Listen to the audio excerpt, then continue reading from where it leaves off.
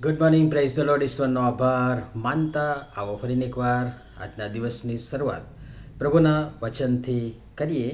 પ્રભુનું વચન કહે છે, જ્ઞાન વડે ઘર બંધાય છે, બુદ્ધિ વડે તે સ્થિર થાય છે. નીતિવચનોનું પુસ્તક 24મો અધ્યાય 3જી કલમ. આજનો વિચાર, ખ્રિસ્તમાં અતિ પ્રિયવાલા મિત્રો, પ્રભુ ઈસુ ખ્રિસ્તના જીવનદાયક નામમાં આપ સર્વને સવારની પ્રેમભરી સલામ. અને ફરીને એકવાર એ જ વચનને આપણે ધ્યાનમાં રાખતા, એ જ વચનના અનુસંધાનમાં આગળ વધતા ગઈકાલની લગ્ન પત્રિકાની વાતને થોડી આગળ વધારીએ તો બીજા પણ ઘણા બધા એવા વચનો છે પવિત્ર શાસ્ત્ર બાઇબલમાંથી કે જેનો ઉપયોગ પત્રિકાઓમાં કરવામાં આવે છે. ઘણું બધું કહી શકાય, પણ અહીંયા સમય મર્યાદા છે એટલે હું બહુ ઝડપથી એમાં આગળ વધીશ. તો બીજા જે વચનો લેવામાં આવે છે એમાંના બે વચન આપણે આજે જોઈશું. અને એમાંનું પહેલું વચન ગીતશાસ્ત્ર 118 અને 23મી કલમ.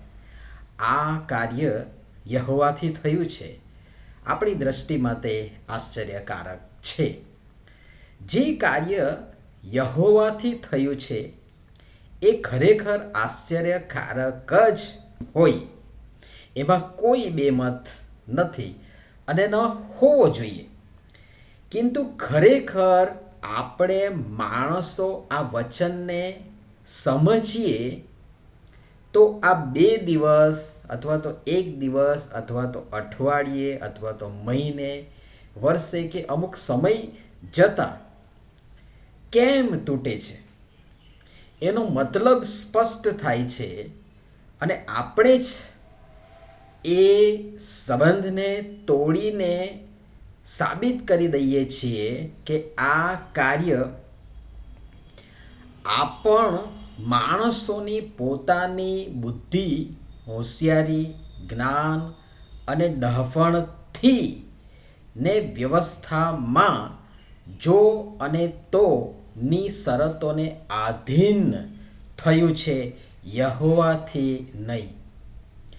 જો આપણે એમ માનતા કે આ કાર્ય યહોવાથી થયું છે તો તેને આપણે તેમના તરફથી મળતા બુદ્ધિ અને જ્ઞાનથી અકબંધ અને અતૂટ રાખતા, અને તે કુટુંબ ન કેવળ આપણી દ્રષ્ટિમાં પણ ઘણાની દ્રષ્ટિમાં આશ્ચર્યકારક બની રહેતું.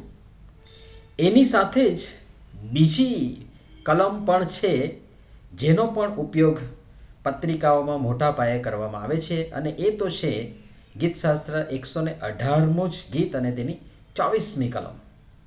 હા, ત્યાં લખ્યું છે પ્રમાણે, આ દિવસ યહોવાએ આપણને આપ્યો છે, તેમાં આપણે આનંદોત્સવ કરીએ.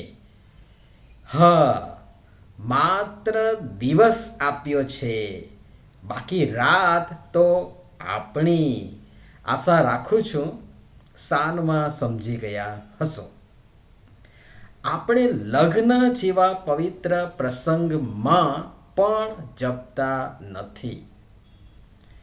ઘણા એવા સારા કહી શકાય એવા લગ્ન પ્રસંગો બહુ જ આયોજન, સમજણ, પ્રાર્થના સહિત અને ઈશ્વરનો ભય અને બીક હેઠળ ગંભીરતાપૂર્વક થાય છે.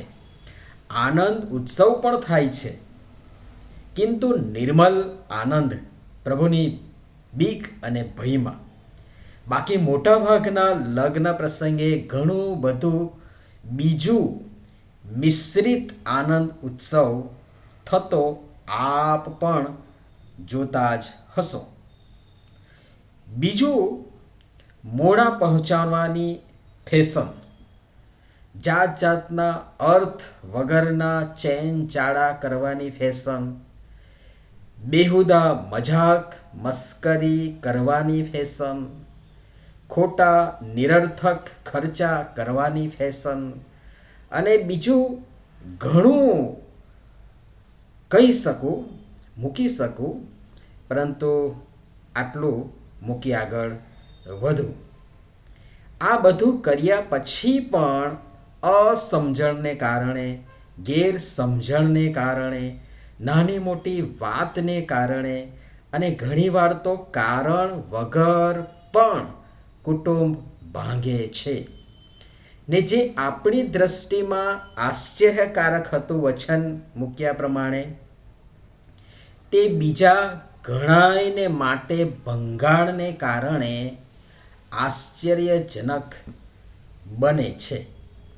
અને તેથી ભલે વાર લાગે, પરંતુ પ્રાર્થના દ્વારા ત્રિએક ઈશ્વરના માર્ગદર્શન હેઠળ અનુભવી માતા, પિતા, વડીલો, આગેવાનોની મધ્યસ્થી દ્વારા પાત્ર પસંદ કરી સમજણ સાથે પવિત્ર લગ્ન વિધિમાં સમજણ સાથે ગંભીરતાપૂર્વક સામેલ થઈ કુટુંબ સ્થાપી પારિવારિક જીવનને આગળ વધારો અને સાથે મળી એકમેકના સહયોગ દ્વારા ઐશ્વર્ય બુદ્ધિ તથા જ્ઞાન વડે તેને બંધાયેલું રાખો તથા સ્થિર રાખવા પ્રાર્થના સહિતના પ્રયત્ન કરતા રહો.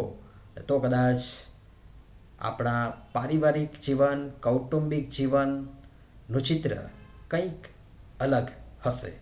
પ્રભુ સમજવા સહાયને મદદ કરો. આવો નમ્ય પ્રાર્થના કરીએ.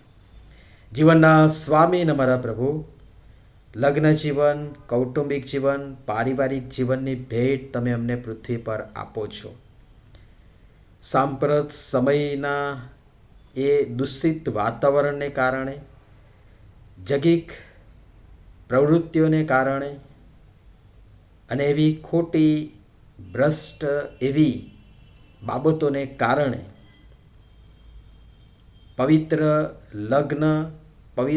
લગ્ન વિધિ અને સંબંધને અમે નુકસાન પહોંચાડ્યું છે. અને એના પરિણામે આજે અમારા કુટુંબ, સમાજ, મંડળી અને રાષ્ટ્રમાં આ લગ્ન ભંગાણનું અને છૂટાછેડાનું, કુટુંબ તૂટવાનું મોટું કારણ અને દૂષણ ઘૂસ્યું છે, જે દરેક સ્તરે નુકસાન પહોંચાડી રહ્યું છે. અને તેથી પ્રભુ, અમે પ્રાર્થના કરીએ છીએ, અમે જેવો આ પવિત્ર સંબંધમાં હવે પછી જોડાઈએ ત્યારે સમજણ સાથે, પ્રાર્થના સાથે, તમારી બીક અને ભયમાં અમારા માતા પિતા, વડીલો, આગેવાનોના માર્ગદર્શન હેઠળ સલાહ સૂચન પ્રાપ્ત કરતા પ્રાર્થના સહિત તેમાં આગળ વધીએ કે જેથી કરીને તમારા તરફથી મળતી બુદ્ધિ અને જ્ઞાન દ્વારા એ સ્થપાયેલા કુટુંબને અમે પણ પ્રાર્થના સહિતના પ્રયત્નના ભાગરૂપે તેને મજબૂત, સ્થિર અને બંધાયેલું રાખી શકીએ. પ્રભુ ઈસુના નામમાં આમેન. ધન્યવાદ.